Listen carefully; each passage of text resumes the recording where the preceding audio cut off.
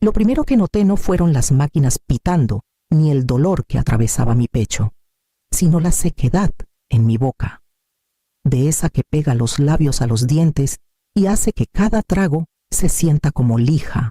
Giré la cabeza despacio, haciendo una mueca mientras la cinta quirúrgica aún pegada a mi piel tiraba. Araceli estaba sentada en un rincón de la habitación, deslizando el dedo por su celular. Sus uñas hacían un leve clic contra la pantalla. Esperé un momento, solo para juntar fuerzas. Araceli, dije en voz baja. ¿Me podrías traer un poquito de agua? No levantó la vista. Siguió desplazándose por la pantalla. Lo intenté de nuevo, un poco más fuerte. Estoy muy sedienta. Solo un sorbito. Esa vez sí miró, no a mí, sino a través de mí. Su rostro estaba vacío, cansado, pero no de preocupación, solo de fastidio. Para eso están las enfermeras. Murmuró, parpadeé, no muy segura de haberla oído bien. Te lo estoy pidiendo a ti. Dije suavemente, por favor. Su suspiro fue cortante, como una puerta que se cierra de golpe en algún lugar profundo dentro de ella. Se levantó, dio 2 pasos hacia mí y se detuvo. No somos tus sirvientes, mamá. No lo gritó, pero la frialdad, el peso de sus palabras, cortó más hondo que cualquier cosa que los cirujanos hubieran hecho. Por un momento, olvidé el corazón que habían reparado. Solo podía sentir el que no habían tocado en absoluto. Me quedé quieta. Las sábanas de pronto demasiado pesadas, la habitación demasiado ruidosa. Ella se dio la vuelta y salió sin decir una palabra más. La puerta siseando al cerrarse tras ella. El agua nunca llegó. En cambio, me quedé mirando el techo, repitiendo el sonido de su voz hasta que se mezcló con el ritmo de los monitores afuera. Alguien pasó empujando una bandeja de comida. Adentro, el silencio floreció como humo cuando la enfermera entró con hielo fresco. Ya había aprendido a tragar el tipo de sed que no tenía nada que ver con el agua. El viaje a casa fue silencioso. Araceli manejaba como si tuviera un lugar más importante donde estar, sus dedos tamborileando en el volante en cada semáforo en rojo. Salvador no vino. Tenía trabajo, dijo ella. No pregunté de qué tipo.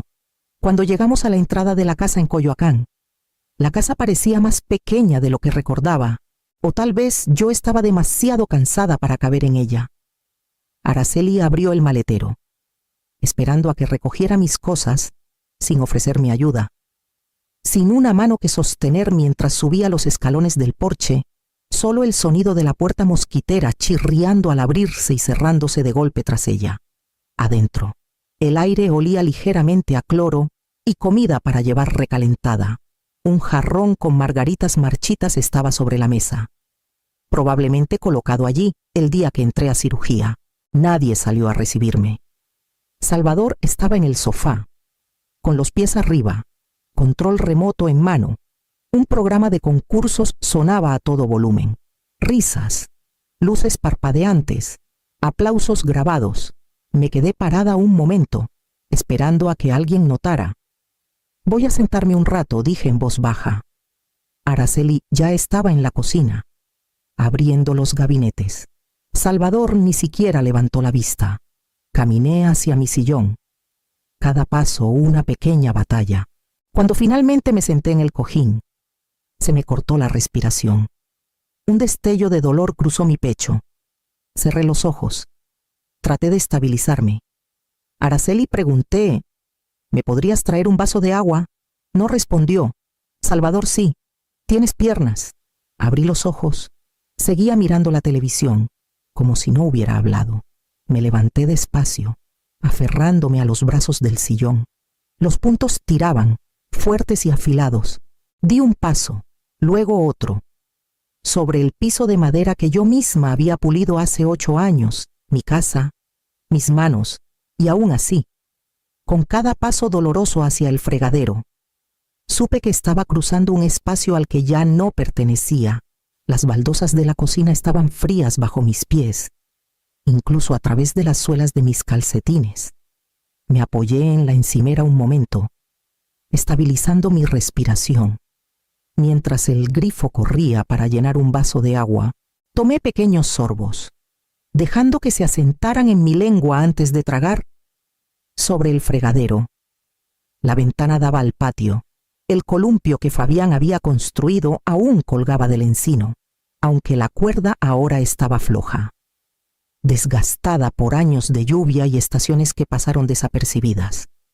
Una vez hablamos de hacer un jardín junto a la cerca, un lugar para hierbas y tal vez jitomates. Eso fue antes del diagnóstico, antes de los papeles, el hospicio y el zumbido interminable de los tanques de oxígeno en el pasillo. Después de que él se fue, el seguro llegó rápido, 300,000 pesos, suficiente para mudarnos a una casa más pequeña, pagar deudas y aún dejarles a Araceli y Salvador algo sólido. Un lugar para crecer su familia. Recuerdo estar sentada en la oficina con el agente inmobiliario, con las manos temblando mientras firmaba la escritura. La puse a nombre de Araceli. No quería que se sintiera como invitada en su propio hogar. Quería que se sintiera segura. Nos mudamos juntos esa primavera. Ellos tomaron el cuarto principal. No me importó. Me dije que prefería el cuarto de huéspedes más pequeño. Era temporal, pensé, solo hasta que se asentaran, hasta que llegara el bebé. Pero el bebé nunca llegó. Y el asentarse nunca terminó. En algún momento, mi nombre desapareció del buzón. Tomé otro sorbo. El amargor del agua atrapándose en mi garganta. El refrigerador zumbaba detrás de mí. Las risas volvieron a surgir desde la sala. Dejé el vaso y apoyé la mano en la encimera. El granito estaba frío, suave, caro. Mi regalo. Y aún así, estaba ahí parada como una extraña que había entrado desde la calle. Esa noche. Lo intenté de nuevo. Esperé hasta que los platos resonaron en el fregadero y el volumen de la tele bajó. Araceli limpiaba la encimera y Salvador miraba su celular desde la mesa de la cocina, una pierna rebotando como si ya estuviera inquieto por la conversación que no habíamos tenido. Araceli, dije suavemente, sé que ha sido mucho últimamente. Solo agradecería un poco de ayuda mientras me recupero. No me miró. Solo siguió limpiando, más fuerte ahora, como si mis palabras hubieran dejado una mancha que no podía quitar. Estoy haciendo mi mejor esfuerzo, continué. Pero esto no es fácil. Se giró de repente, trapo en mano, voz tensa. No eres la única que está pasando por algo. No nos apuntamos para ser cuidadores de tiempo completo. No estoy pidiendo eso, dije. Solo paciencia, un poco de bondad. Salvador resopló desde la mesa. Otra vez con esto. Tal vez son los medicamentos. Está desvariando. No estoy en PC. Pero me interrumpió. Quizá es hora de que descanses de verdad. Como descanso ordenado por el doctor. No gritaron. Eso fue lo que más me heló. Todo era una fuerza tranquila. Como alguien que cierra una puerta justo lo suficiente para que no notes que está cerrada con llave. Araceli me siguió por el pasillo con una cobija, doblándola bajo su brazo como si fuera una ofrenda de paz. No habló mientras entraba al cuarto. Solo asintió una vez cuando pasé adentro. Me giré para decir algo. Cualquier cosa. Pero la puerta se cerró con un clic suave antes de que pudiera hablar. Luego vino el sonido inconfundible del cerrojo deslizándose. Mi celular ya no estaba en mi bolsillo. Lo había dejado en la sala, junto al sillón, pensando que no lo necesitaría esa noche. El silencio en la habitación se apretó como aislante. No cálido, solo denso. Sin aire, me senté al borde de la cama, el corazón latiendo contra los puntos en mi pecho, y alcancé la lámpara. Pero la bombilla parpadeó y se apagó. Incluso la luz había abandonado la de habitación. Intenté con la manija 3 veces más. No se movió, ni siquiera un traqueteo. Mi pulso latía en mi cuello mientras me giraba hacia la ventana. Afuera, el cielo se había suavizado hacia la noche. Las sombras se extendían por el césped. Levanté la ventana con cuidado, haciendo una mueca por el esfuerzo en mi pecho. y me incliné lo suficiente para ser vista. Doña Rosario, mi vecina de 12 años en la calle de Xochimilco, estaba cuidando sus hortensias junto a la cerca. Llevaba el mismo sombrero ancho que siempre usaba, incluso al anochecer. Rosario, llamé. Mi voz se quebró. Rosario, por favor. ¿Me escuchas? Levantó la vista, parpadeando contra la luz que se desvanecía cuando me vio. Sus manos se congelaron alrededor de las tijeras de podar. Sus ojos se entrecerraron, enfocados. Dio un paso más cerca. Estoy encerrada, dije. Más fuerte esta vez. ¿Puedes llamar a la policía, por favor? No hizo preguntas. Solo asintió y se dirigió hacia su puerta trasera. Moviéndose rápido, la espera se sintió eterna. Me senté al borde de la cama otra vez, con las rodillas temblando, hasta que las luces rojas y azules rebotaron en las paredes como destellos de esperanza. La puerta principal se abrió y las voces llenaron el pasillo.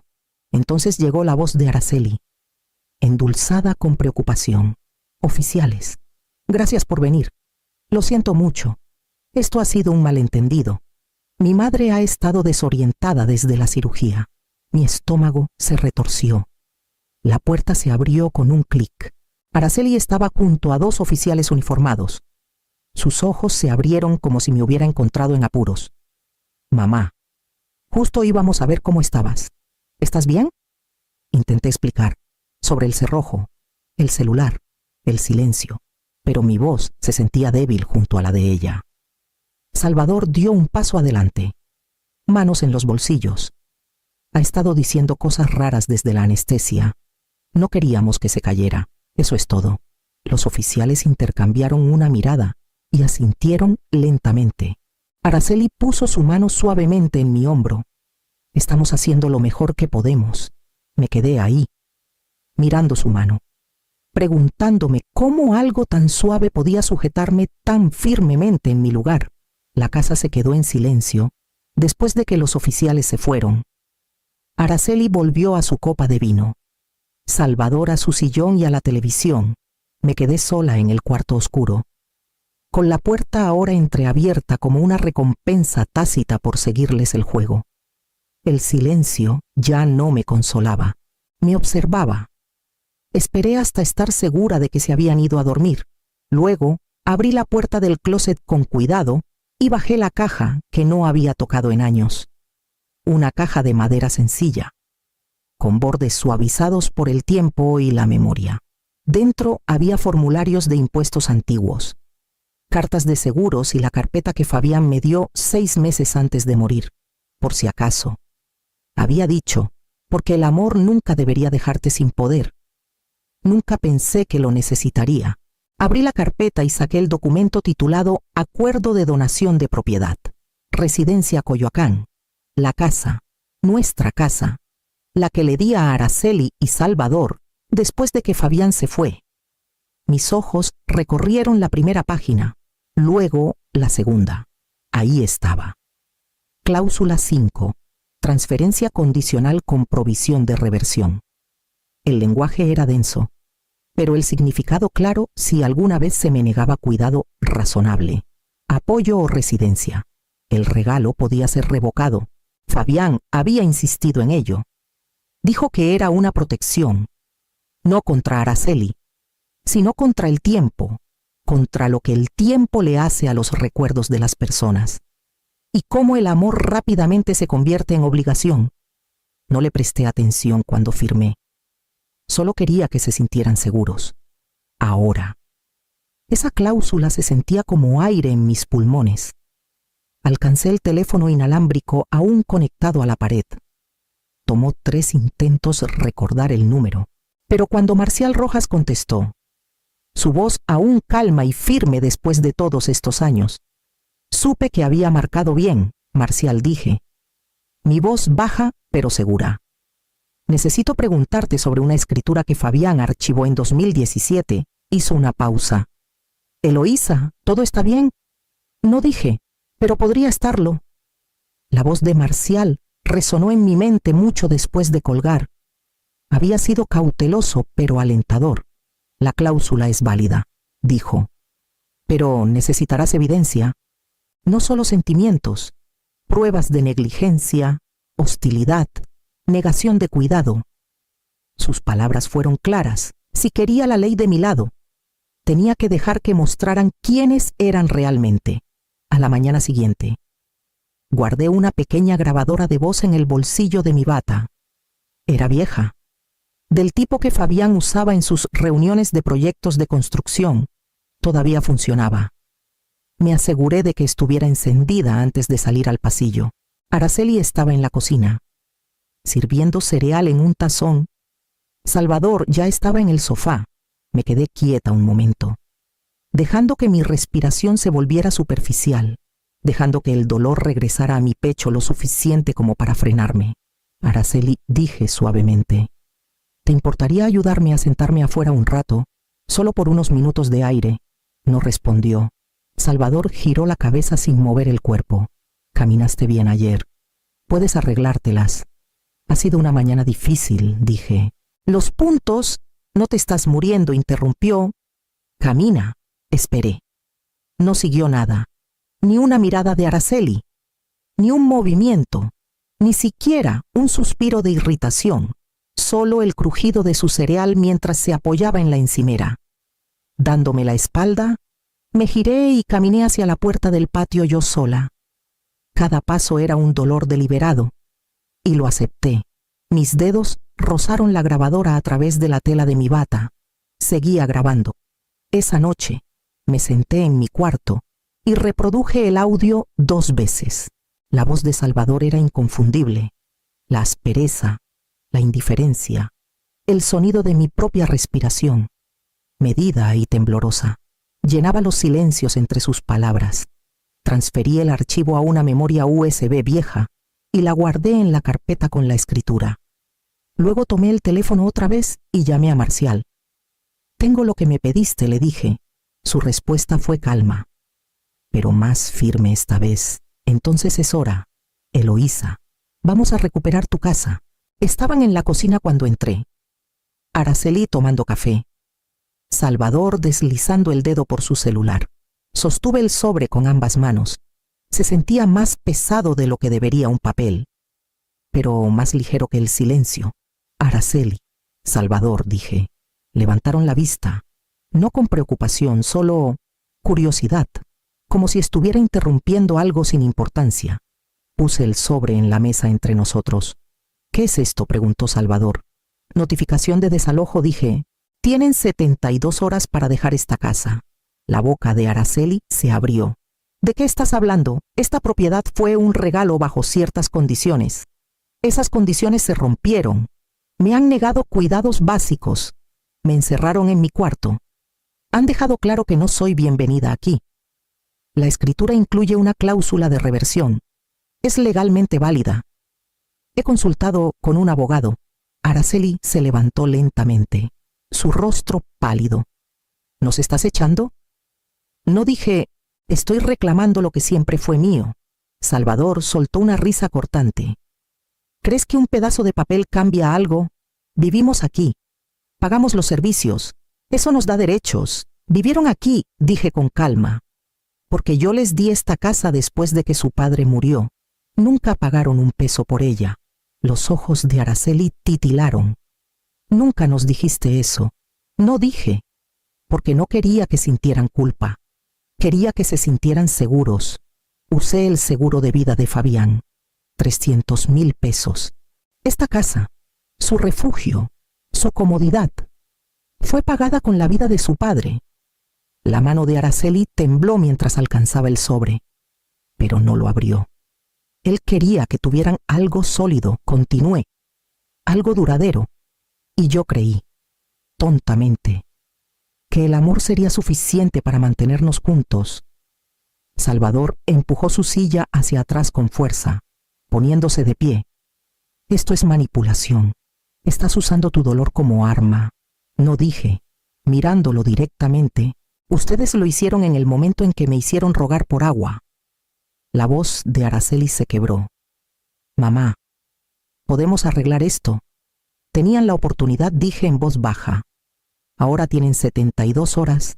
Luego me di la vuelta y caminé de regreso a mi cuarto. El sonido de mis pasos nunca se sintió más mío. No azotaron puertas, no gritaron, no hubo amenazas finales ni declaraciones de injusticia. Solo el sonido sordo del cartón doblándose, cajones vaciándose y closets despejándose. Les tomó solo 2 días empacar una vida que habían pasado 5 años construyendo sobre los cimientos de alguien más. Araceli apenas me miró. Se movía con cuidado, mecánicamente, con los ojos rojos pero las manos firmes. Salvador tampoco dijo mucho. Solo cargaba cajas e hizo llamadas, arreglos, supuse. Algún lugar donde caer después de perder una casa que pensaban que no podían quitarles. Me quedé en mi silla junto a la ventana. No los seguí, no supervisé, no expliqué. Cuando cerraron la última bolsa, Araceli se quedó junto a la puerta. Con las llaves colgando de sus dedos, las miró por un largo momento antes de acercarse y dejarlas en la mesa de centro sin decir una palabra. El llavero aún tenía el pequeño dije de plata que le di cuando nos mudamos. Hogar dulce, hogar. Sus dedos se detuvieron sobre él. Luego se alejaron. Lo siento, dijo, apenas en un susurro. Asentí una vez. Fue todo lo que me quedaba para darle. Salieron juntos, silenciosos como sombras. Esperé hasta que el sonido de su coche se desvaneció por la calle. Luego me incliné y tomé las Elton G llaves en la mano. Se sentían cálidas, no por ella, sino por algo más antiguo, como el reconocimiento, como si nunca se hubieran ido de verdad. Caminé lentamente hacia la repisa y coloqué la carta del seguro de Fabián en el centro. Entre la foto de nuestro día de boda y el pequeño frasco de arena de playa que trajimos de Maine, el sobre estaba erguido, con las esquinas desgastadas, la tinta desvaída por el tiempo. No necesitaba enmarcarlo, solo necesitaba que se viera. Luego me senté en mi silla, sola en una casa que una vez regalé y que ahora, finalmente, había recuperado. Esa mañana herví agua para un té sin prisas. La casa respiraba diferente ahora, no más silenciosa, solo más clara. Cada puerta de armario, cada tablón crujiente, parecía haber estado esperando mi regreso, no como madre, no como carga, solo como yo misma. Llevé la taza a la mesa de la cocina. Me senté donde siempre lo había hecho y escuché. Sin pasos en el piso de arriba, sin zumbido de la tele, sin suspiros porque pedí demasiado. Solo el calor lento de la taza entre mis manos y el leve susurro de las hojas afuera de la ventana. Caminé por cada habitación después de eso, no buscando, solo notando. El cuarto de huéspedes estaba vacío otra vez. Solo una cama, una mesita de noche y espacio. La sala ya no olía al perfume de alguien más. En el baño, un portacepillos tenía solo un cepillo. Cada rastro de ellos se había ido, pero no me sentía abandonada. Me sentía completa. Durante años había caminado de puntillas por mi propia casa, cuidando de no incomodar a los demás con mis necesidades. Ahora, cada paso se sentía deliberado, sólido, mío. Me paré en la puerta del cuarto principal y dejé que mis ojos se posaran en la colcha que la madre de Fabián nos había hecho. La había guardado después de su muerte, temerosa de que Araceli se sintiera como invitada. Ahora la desplegué y la puse al pie de mi cama. Luego abrí un cuaderno en blanco, con el lomo crujiente, sus páginas intactas. Escribí la fecha en la parte superior, nada más. Todavía no. La historia que tenía por delante no necesitaba comenzar con pérdida o disculpas. No necesitaba permiso. Solo necesitaba a una mujer, presente, firme y finalmente sin miedo de ocupar su lugar.